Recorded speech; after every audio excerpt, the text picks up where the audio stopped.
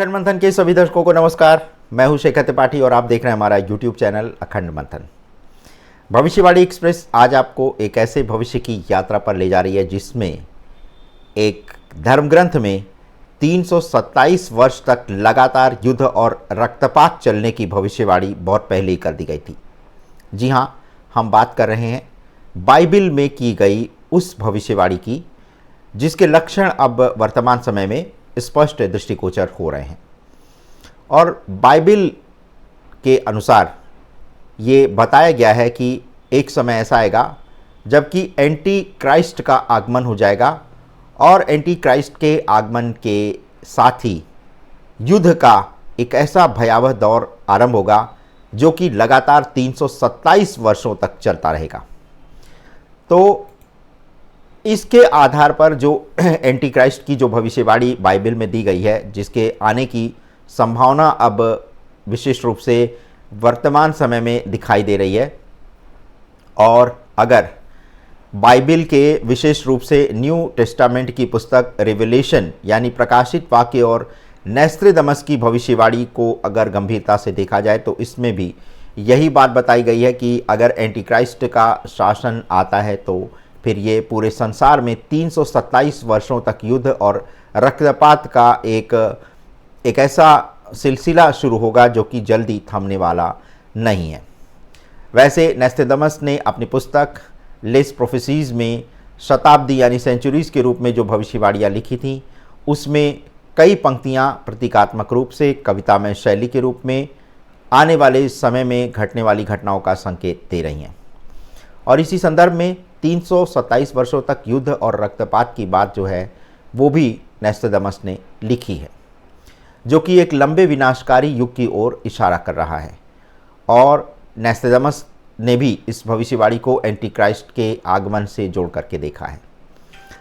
वास्तविकता तो ये है कि एंटी क्राइस्ट को एक दुष्ट, शक्तिशाली और क्रूर नेता के रूप में देखा गया है जो मानवता को युद्ध, भय और अराजकता में झोंक देगा। धार्मिक और ऐतिहासिक पृष्ठभूमि को अगर देखा जाए तो एंटी क्राइस्ट का मुख्य विचार जो है वो ईसाई धर्म की भविष्यवाणियों से ही उत्पन्न हुआ है, जो कहती है कि एक व्यक्ति या एक ऐसी शक्ति आएगी जो मसीह यानी क्राइस्ट के विरोध में कार्य करेगी। बाइबल की पुस्तक रिवेलेशन में लिखा गया है कि जब एंड टाइम आएगा यानी अंत का समय आएगा तो दुनिया भर पर शैतानी ताकतों का शासन शुरू हो जाएगा और इस दौरान मानवता विनाशकारी दौर से गुजरेगी। नोस्ट्राडामस ने अपनी भविष्यवाणी में 3 एंटी क्राइस्ट का उल्लेख किया है।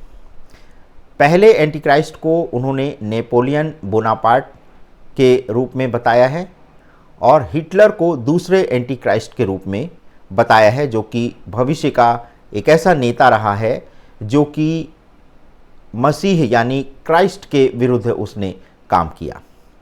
अब एक तीसरे एंटी क्राइस्ट जो कि अंतिम एंटी क्राइस्ट होगा, इसके आगमन की बात कही जा रही है। तीसरे एंटी क्राइस्ट के बारे में नोस्ट्राडामस ने कहा है कि उसका शासन जो होगा वो 27 वर्षों का पूरा शासन रहेगा और ये 27 वर्ष जो हैं वो रक्तपात का कारण बनेंगे। यहाँ पर एक और बात हमें ध्यान देना होगा कि कुछ जगह पर 327 वर्षों की बात कही है और नोस्ट्राडामस ने इसे 27 वर्षों की बात बताई है। तो कुछ विद्वानों ने नोस्ट्राडामस की भविष्यवाणी को गलत तरीके से समझा है और उन्होंने 27 वर्ष के शासन को 327 वर्ष के रूप में समझ लिया है। और वैसे अगर ध्यान दिया जाए तो 327 वर्ष तक तो किसी शासक का शासन रह भी नहीं सकता है, क्योंकि किसी भी मनुष्य की उम्र 300 वर्ष तक हो भी नहीं सकती है।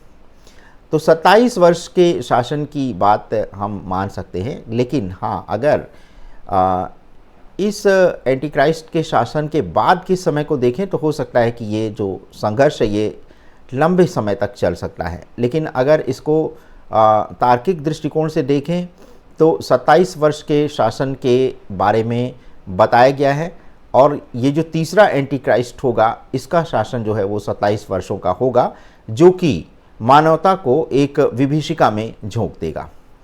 कुछ विद्वान इसे मानवता के अंदर की हिंसा, लालच और शक्ति की लालसा का प्रतीक मानते हैं। 27 वर्षों तक का युद्ध का मतलब है कि एक समय अवधि से अधिक लंबे समय तक चलने वाले संघर्ष से मानवता का पतन हो सकता है। अगर ऐतिहासिक संदर्भ की बात करें तो युद्ध और रक्तपात का जो वर्णन है वो 15वीं और 16वीं शताब्दी में चल रहे राजनीतिक और धार्मिक संघर्षों से प्रेरित था। नोस्ट्राडामस ने अपने समय में यूरोप में हो रहे हिंसक युद्धों, प्लेग और राजनीतिक अस्थिरता को देखा था। उनकी भविष्यवाणियां भविष्य के लिए चेतावनी और संकेत के रूप में लिखी गई थीं, जिनमें युद्धों, प्राकृतिक आपदाओं और सामाजिक उथल-पुथल की संभावना बताई गई थी।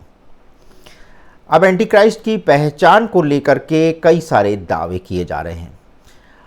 नोस्ट्राडामस के अनुसार एंटीक्राइस्ट एक नेता या व्यक्ति के रूप में सामने आ सकता है जो दुनिया को धोखे और शक्ति के माध्यम से नियंत्रित करेगा, और वो धार्मिक, नैतिक और सामाजिक व्यवस्थाओं को धीरे धीरे करके नष्ट करता जाएगा।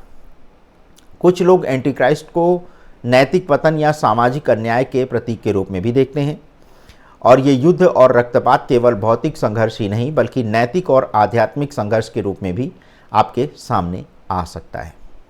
क्या वर्तमान समय में उत्तर कोरिया के राष्ट्रपति किम जोंग को एंटीक्राइस्ट के रूप में माना जा सकता है? तो आज के समय में एंटीक्राइस्ट के विचार को देशों के नेताओं, तकनीकी प्रगति या फिर वैश्विक शक्तियों के संदर्भ में कई तरह से ये जानने का प्रयास किया जा रहा है कि क्या एंटीक्राइस्ट किसी टेक्नोलॉजी का नाम हो सकता है, या कि फिर कोई व्यक्ति के रूप में आ सकता है, या फिर किसी संघर्ष के रूप में सामने आ सकता है। आर्टिफिशियल इंटेलिजेंस को भी एंटीक्राइस्ट के रूप में अब देखा जाने लगा है, लेकिन अगर व्यक्ति की बात करें तो क्या किम जोंग उन जो है ये एंटीक्राइस्ट हो सकते हैं?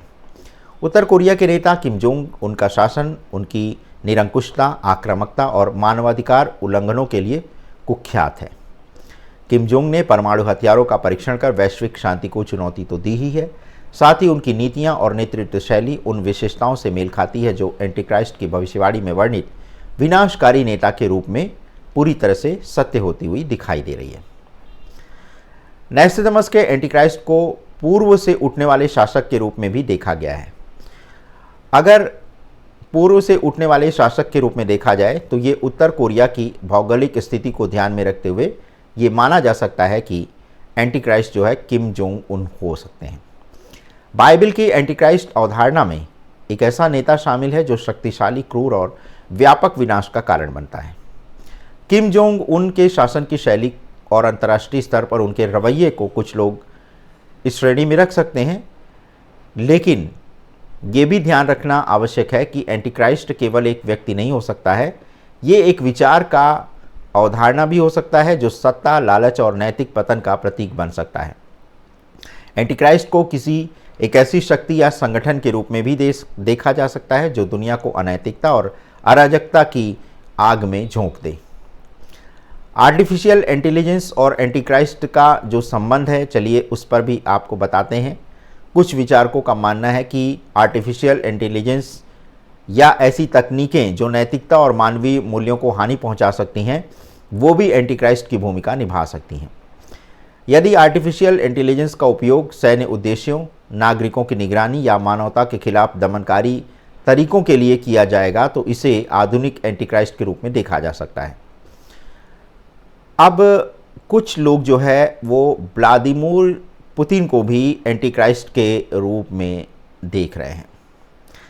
अगर रूस के राष्ट्रपति व्लादिमीर पुतिन को उनके आक्रामक रुख जैसे यूक्रेन युद्ध और वैश्विक स्थिरता को चुनौती देने के लिए कुछ लोग जो है वो व्लादिमीर पुतिन को भी आधुनिक एंटीक्राइस्ट मान रहे हैं। जो उनका सैन्य विस्तार का तरीका है, शक्ति प्रदर्शन का तरीका है, वो जो है वो कुछ इस तरह की धारणा को एक तरह से मजबूत करता हुआ दिखाई दे रहा है। इसके साथ ही साथ चीन के राष्ट्रपति शी जिनपिंग को भी एंटीक्राइस्ट के रूप में देखा जा रहा है, और जिस तरह से वो दमनकारी नीतियां चला रहे हैं उसको देख करके भी कुछ लोगों का कहना है कि शी जिनपिंग भी एंटीक्राइस्ट की अवधारणा के काफ़ी करीब लग रहे हैं, और उनका जो वैश्विक प्रभुत्व का दृष्टिकोण है वो पूरे संसार के लिए आज चिंता का विषय बना हुआ है। डोनाल्ड ट्रंप या कुछ अन्य पॉपुलर नेताओं की अगर बात करें तो डोनाल्ड ट्रंप को भी पॉपुलिस्ट नेताओं की भड़काऊ नीतियों और सामाजिक विभाजन को देखते हुए ये कहा जा सकता है कि ट्रंप भी एंटी क्राइस्ट की श्रेणी में रखे जा सकते हैं। लेकिन सबसे बड़ा प्रश्न ये है कि किम जोंग उन क्या सबसे महत्वपूर्ण वो व्यक्ति हैं जो एंटी क्राइस्ट हो सकते हैं? फिलहाल ये कहना बहुत अभी कठिन लग रहा है कि कोई विशिष्ट नेता एंटी क्राइस्ट के रूप में सामने आएगा। हर युग में ऐसे नेता रहे हैं जिन्हें एंटी क्राइस्ट की संज्ञा दी गई है, लेकिन किम जोंग उन में कुछ एंटी क्राइस्ट जैसी विशेषताएं दिखाई दे रही हैं, विशेष रूप से उनका अधिनायकवादी शासन और वैश्विक संघर्ष को बढ़ावा देने के लिए समय समय पर जो वो गतिविधियां करते हैं उसको देख करके ये कहा जा सकता है कि एंटी क्राइस्ट का शासन जो है वो किम जोंग उन के रूप में आरंभ हो सकता है। लेकिन जहाँ तक वर्तमान समय में ये देखा जाए तो एक प्रश्न ये भी उठ रहा है कि क्या भारत का भी कोई नेता एंटी क्राइस्ट हो सकता है?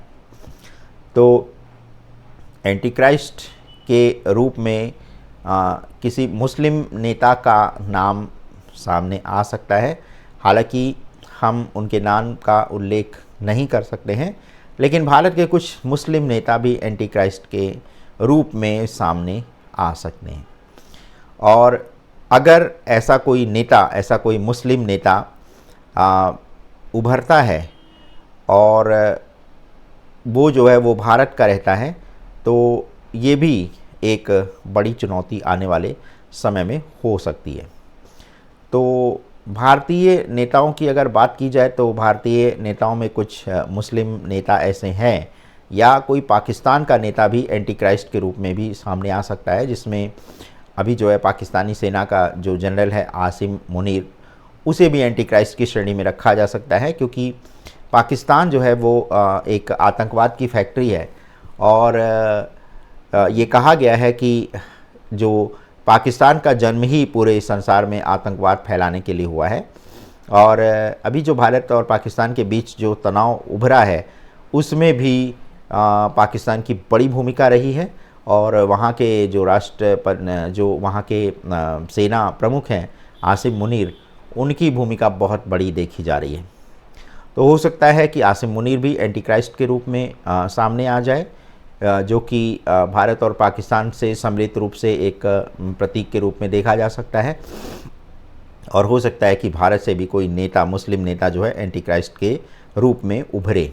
लेकिन भारत के किसी भी नेता का नाम अभी ऐसे लेना सही नहीं है। लेकिन बाइबल की अगर भविष्यवाणियों पर विश्वास करें तो एंटी क्राइस्ट का शासन जो है वो 27 वर्षों तक चलेगा, और इस 27 वर्षों में पूरी दुनिया में खून खराबा, रक्तपात, युद्ध, संघर्ष, भुखमरी ऐसी स्थितियां उत्पन्न होंगी।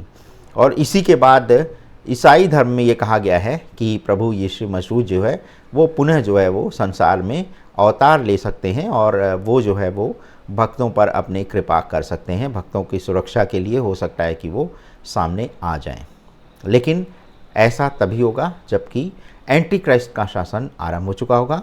और इसी एंटी क्राइस्ट शासन के आधार पर ये कहा जा रहा है कि ये धरती पर बिताया जाने वाला अंतिम समय होगा, और इसी के बाद युग परिवर्तन का एक स्वर्णिम युग आरंभ होगा, जिसे सतयुग के रूप में भी आप मान सकते हैं। कुछ लोग उसे गोल्डन टाइम के रूप में कहते हैं, कुछ लोग इसे एक विशेष आनंद के प्रतीक के रूप में भी इस समय को देखते हैं।